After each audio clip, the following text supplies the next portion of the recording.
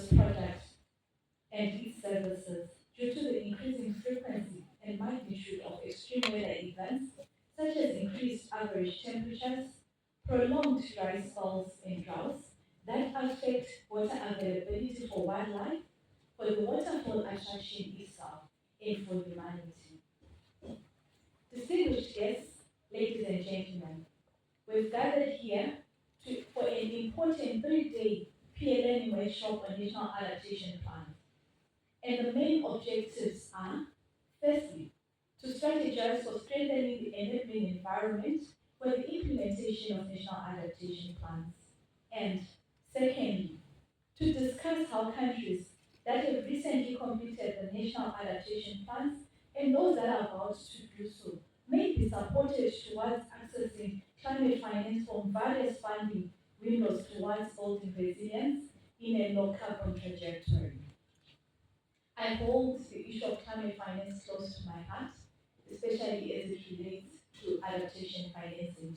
It really makes me understand why innovative financing is critically important to address adaptation issues based on the challenges that we're facing and the rate at which adaptation financing is constantly increasing the gap between itself and mitigation financing. And that is an issue for concern. We realize that whilst parties have called for developing, for doubling of adaptation financing, it still does not remain sufficient. So we need to go beyond doubling of adaptation financing and close the adaptation financing gap. Distinguished guests, ladies and gentlemen, we have gathered here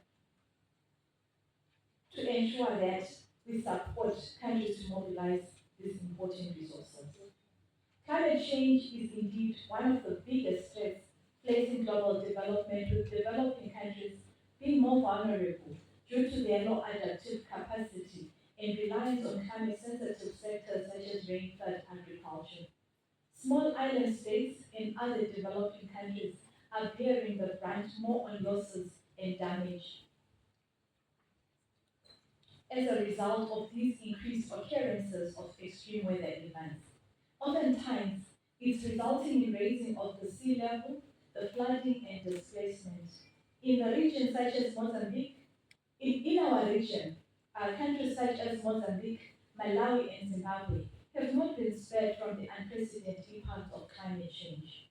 Over the years, Zimbabwe has been experiencing increased frequency and magnitude of droughts, prolonged mixes and dry spells, heat waves, violent storms and tropical cyclones. Climate change induced climate cyclone Idai, which hit the country in 2019, leaving a trail of infrastructure destruction, loss of lives and livelihood assets, is a clear testimony of the reality of climate change against a backdrop of largely reactive responses to climate change extreme events. The negative impacts of climate change are stalling the country's development, posing serious risks to food security, and may derail the efforts towards a climate resilient and low carbon economy as enshrined in our own Vision 2030. Zimbabwe seeks to be a middle income country by 2030, and we are striving to move and attain this vision.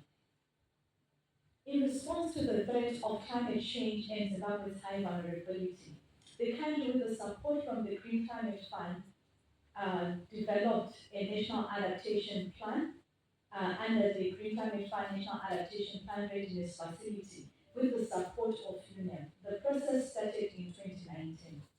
As part of the adaptation planning process, studies were conducted to predict the future climate of the country towards informing current and future responses to the climate change phenomenon. Zimbabwe's future climate projection points towards the southwestern parts being warmer and drier, thereby increasing the vulnerability to the impacts of climate change.